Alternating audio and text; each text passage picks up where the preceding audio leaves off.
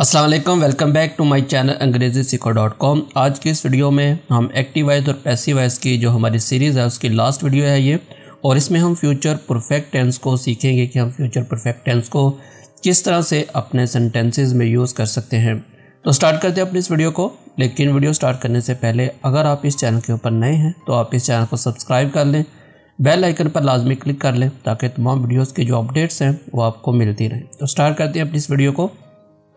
तो सबसे पहले हम इसकी पहचान देख लेते हैं और इसके रूल्स को देख लेते हैं। तो इसके सादा जुमलों में फ़ेल की पहली हालत इस्तेमाल होती है जिसको पैसिव वॉइस बनाते वक्त फ़ेल की तीसरी हालत में तब्दील कर देते हैं।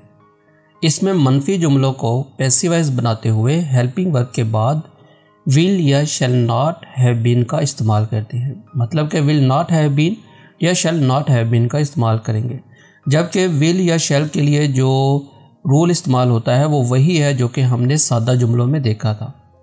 सवालिया जुमलों में हेल्पिंग वर्ब को फ़िक्रे के शुरू में लेके आते हैं। इसके अलावा सवालिया जुमलों में अगर वाई, वैन वगैरह आए या कोई भी सवालिया वर्ड आए तो इसको आप जुमले के शुरू में ही रहने देते हैं।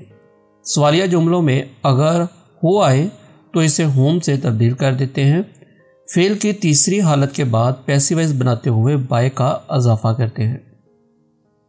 इसमें पैसिव वॉइस बनाते वक्त विल हैव या शैल हैव लगाते हैं और हेल्पिंग वर्ब के बाद बीन का इजाफा करते हैं। जबकि अगर हम मनफी जुमले वगैरह बनाते हैं तो यहाँ पर आपको बताया है कि शैल नॉट हैव बीन या विल नॉट हैव बीन का इजाफा करेंगे, जबकि सादा जुमलों में जस्ट विल हैव या शैल हैव ही लगाते हैं। तो अब हम इसके एग्जाम्पल्स देख लेते हैं और इसका जो फार्मूला है उसको भी समझ लेते हैं।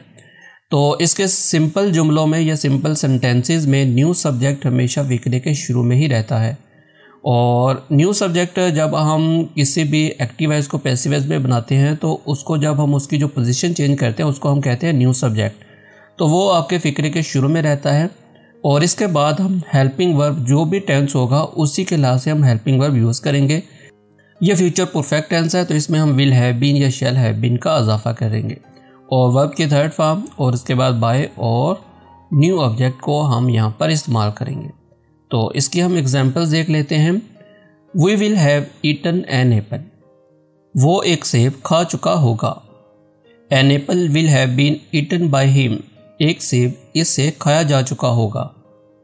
You will have completed task, तुमने टास्क मुकम्मल कर लिया होगा। Task will have been completed by you, task तुमसे मुकम्मल कर लिया गया होगा। We will have played football, हमने फुटबॉल खेल लिया होगा। Football will have been played by us, football हमसे खेला जा चुका होगा। Iram will have taken her lunch, Iram ने अपना दोपहर का खाना खा लिया होगा। Her lunch will have been taken by Iram, इसका दोपहर का खाना इरम से खा लिया गया होगा। नेगेटिव सेंटेंसेस एग्जाम्पल या आप इसको मनफी जुमले कह सकते हैं। तो मनफी जुमले बनाने के लिए या नेगेटिव सेंटेंसेस बनाने के लिए आपको जब हमने वीडियो शुरू की थी तो वहाँ पर रूल्स में बताया था कि विल नॉट हैव बीन या शैल नॉट हैव बीन का इस्तेमाल करते हैं। तो फ़िक्रे के शुरू में न्यू सब्जेक्ट को रहने देते हैं जैसा कि हम पीछे देख चुके हैं। तो अब हम इसके एग्जाम्पल्स को देख लेते हैं।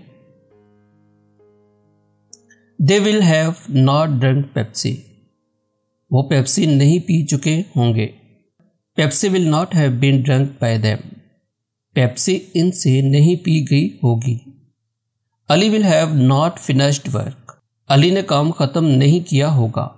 Work will not have been finished by Ali, काम अली से ख़त्म नहीं हुआ होगा। You will not have taken dinner, तुमने रात का खाना नहीं खाया होगा। Dinner will not have been taken by you, रात का खाना तुमसे नहीं खाया गया होगा। Ayesha and Iram will not have read the books, Ayesha और इरम ने किताब नहीं पढ़ी होगी।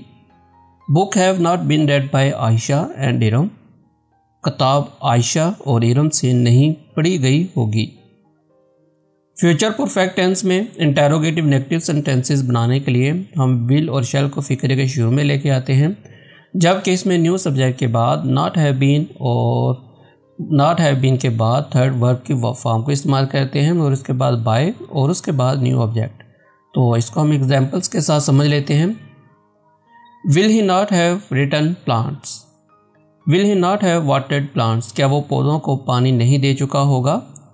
Will plants not have been watered by him, क्या इससे पौधों को पानी नहीं दिया जा चुका होगा। Will I not have written a letter, क्या मैं खत नहीं लिख चुका हूँगा। Will a letter not have been written by me, क्या खत मुझसे नहीं लिखा जा चुका होगा। Why will you not have wash clothes, तुमने कपड़े क्यों नहीं धो लिए होंगे। Why will clothes not have been washed by you, तुमसे क्यों कपड़े नहीं धोए गए होंगे। तो ये थी हमारी आज की वीडियो जिसमें हमने फ्यूचर परफेक्ट टेंस को पैसिव वॉइस में बनाना सीखा। तो ये एक्टिव वॉइस और पैसिव वॉइस की लास्ट वीडियो थी, तो आप इसको एक दफ़ा ज़रूर प्रैक्टिस करिएगा। तो इसको आप हमारी वेबसाइट पर विज़िट करके भी पढ़ सकते हैं जो कि www.अंग्रेजीसीखो.com है। इसके अलावा आप हमारा फेसबुक पेज भी लाइक कर सकते हैं, वहाँ पर भी आपको डेली के डेली न्यू वर्ड्स और काफ़ी ऐसी चीज़ें सीखने को मिलेंगी जो कि आपकी इंग्लिश को इन्हांस करेंगी। तो मिलते हैं नेक्स्ट वीडियो में, तब तक के लिए अल्लाह हाफिज़।